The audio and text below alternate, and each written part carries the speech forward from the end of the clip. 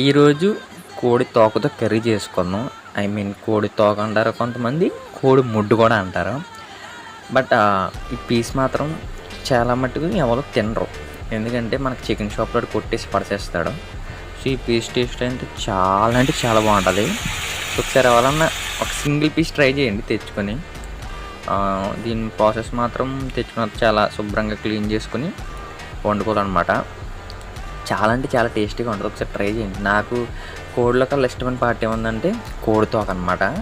చాలా బాగుంటుంది. ఒకసారి మీరు ట్రై చేసి అప్పుడు నాకు కామెంట్ చేయండి బాగుంటుంది అనేది. సో తెచ్చేసి మమ్మీతో అయితే వండించేసి స్టార్ట్ చేస్తామన్నమాట. మనకి చాలా ఆకలి ఉంది కాబట్టి వేడివేడిగా అన్నం పెట్టుకుని నెక్స్ట్ కూర వేసుకున్నాం అనమాట. సో కూర చూసారా, కూర చూసి తింటే ఎంత ఎలా ఉందో. సో కలుపుకుని ముద్ద పెట్టుకున్నాను. తింటుండగానే నాకు సెలవు వచ్చిందనమాట.